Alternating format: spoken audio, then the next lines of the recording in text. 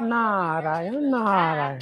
દર્શક મિત્રો, આજે આપણે આવી ગયા છીએ રાજપરા ખોડિયાર માતાના મંદિરે, જે આવનારી 26 જાન્યુઆરીના દિવસે જે ખોડિયાર જયંતિ છે એને અનુસંધાને આપણે આજે ખોડિયાર મંદિરનો ટોટલી ફૂલ ડિટેલ વિડીયો લેવાના છીએ, જેમાં આપણે તમને બતાવીશું ખોડિયાર મંદિરની ટોટલી વિગત અને ખોડિયાર જયંતિમાં જે અહીંયા ઉત્સવો ઉજવવાના છે અને જે ડાયરાઓની જે જગ્યા થવાની છે, જે પાર્કિંગની જે વ્યવસ્થા છે, પ્રસાદીની જે જગ્યા છે, પછી આગળ જે દર્શન કરવા માટેની જે જગ્યા છે, એ બધી વસ્તુ આજે આપણે એક્સપ્લોર કરીશું આ વિડીયોમાં. તો ચાલો આપણે જઈએ.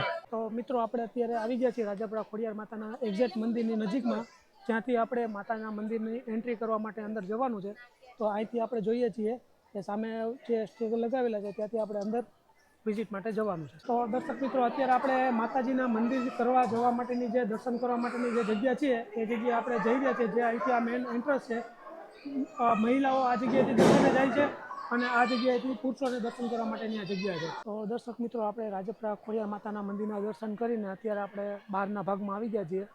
જે અત્યારે આપણે જોઈ રહ્યા છીએ માતાજીની ધજા અને આ મંદિરનો આખો લુક છે કે જ્યાં આપણે આખું મંદિર અંદર છે અને આપણે મંદિરના દર્શન કરીએ.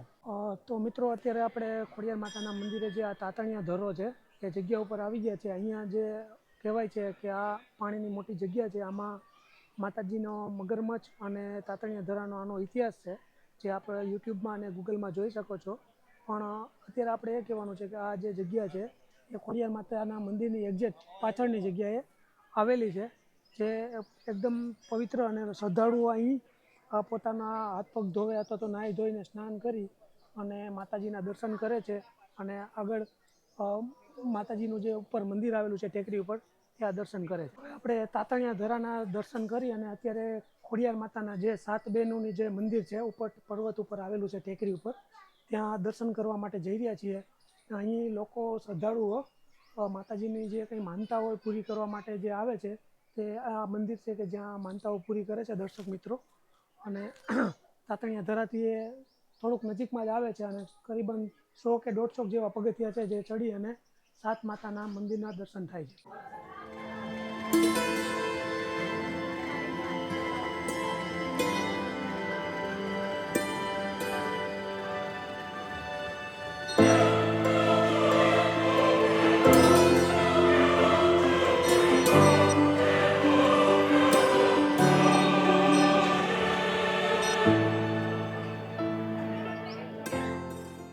મિત્રો, અત્યારે આપણે તાતણિયા ધરાની એક્ઝેક્ટ નજીકમાં આવી ગયા છીએ, જ્યાં 7 માતાજીનું મંદિર છે. એની એક્ઝેક્ટ બાજુમાં જ આપ જોઈ રહ્યા છો આ ઝાડી ઉપર શ્રદ્ધાળુએ માતાજીની જે કંઈ ટેક રાખી હોય અથવા તો જે કંઈ માનતા રાખી હોય છે, માતાજીની કૃપાથી એની માનતા પૂરી થાય છે અને જે કંઈ શ્રદ્ધાળુઓ હોય તેમને સંતાન પ્રાપ્તિ પછી માતાજીના દર્શનાર્થે આવે અને પોતાના બાળકોના આ ફોટા જે માતાજીની કૃપાથી મળ્યા હોય છે અહીં લગાવે છે. આપ જોઈ શકો છો કે માતાજીએ ઘણા બધા એમના ભક્તોની મનોકામના પૂર્ણ કરેલી છે અને અહીંથી માતાજીના મંદિરે જે કંઈ માનતા હોય છે પૂરી કરે છે. માતાજીને લાપસી અને માતાજીને અલગ અલગ નિવેદ હોય છે, શ્રદ્ધાળુઓ પોતાના આત્મવિશ્વાસથી અને પૂરી શ્રદ્ધાથી અર્પણ કરે છે અને માતાજી એની મનોકામના પૂર્ણ કરે છે. દર્શનાર્થીઓ, આપણે આવી ગયા છીએ ખોડિયાર માતાના ટ્રસ્ટ સંચાલિત વિશ્રામ ગૃહમાં, જ્યાં બધા શ્રદ્ધાળુઓને મંદિરના દર્શનાર્થે આવે તો રાત્રે વિશ્રામ કરવાની અને રહેવાની બધી વ્યવસ્થા અહીં આપવામાં આવે છે અને આગળ ભોજનાલય છે, ત્યાં પ્રસાદીની પણ વ્યવસ્થા રાખવામાં આવે છે. આપણે અત્યારે ભોજનાલય તરફ જઈશું અને જોશું કે ત્યાં વ્યવસ્થા કઈ રીતના હોય છે. તો અત્યારે આપણે આવી ગયા છીએ માતાજીના જે ભોજનાલય છે, જે રસોડા વ્યવસ્થા છે, ત્યાં આવી ગયા છીએ. આપણે અત્યારે નિહાળી રહ્યા છીએ ખોડિયાર માતાના મંદિરે જે આવેલું રસોડું છે તે વિભાગમાં.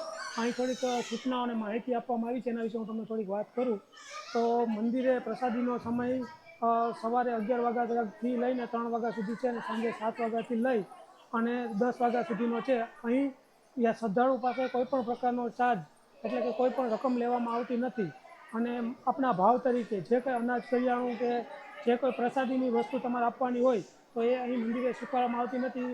એનો મતલબ એવું કહેવા માગે છે કે અહીં એકદમ શ્રદ્ધાળુઓને કોઈ પણ રકમ કે કોઈ પણ દાન કે ધર્મ કર્યા વગર બધાને પ્રસાદીની વ્યવસ્થા અહીં રસોડામાં આપવામાં આવે છે. હવે આવી ગયા છે માતાના મંદિરની ખરીદી માર્કેટમાં, શોપિંગ માર્કેટમાં, જે અહીં આપણે જોઈ રહ્યા છીએ કે માતાજીની પ્રસાદીથી લઈ અને ખરીદીની બાળકોના રમકડા છે, મહિલાઓ માટે ખરીદીની જે વસ્તુ છે એ બધી આ ખરીદીની માર્કેટ છે આખી. તો એ માર્કેટ આપણે આખી જોવાના છીએ. તો હવે નારદ મુનિ આવી ગયા છે બાળકોના રમકડા માર્કેટમાં, જેને ખિલોના માર્કેટ કહેવાય છે. અમારા સમયમાં તો આવું કાંઈ હતું નહીં રમવા માટેનું. અત્યારના છોકરાઓને તો રમવા માટેના ઘણા બધા રમકડા આવી ગયા છે. લાઇટોવાળાથી લઈને ચાવીવાળા સુધીના. આવો તમને બતાવું આ માર્કેટમાં કયા કયા પ્રકારના રમકડા છે. જેસીબી છે, પાણીનો ટેમ્પો છે, પાણીનો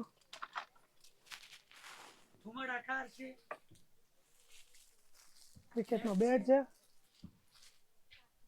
એટલે બાળકોને જો તમે ઘણી બધી વેરાયટી છે. ઇલેક્ટ્રોનિક ગાડીથી લઈ અને બધી વસ્તુની વેરાયટી છે મંદિરે ખરીદી માર્કેટમાં.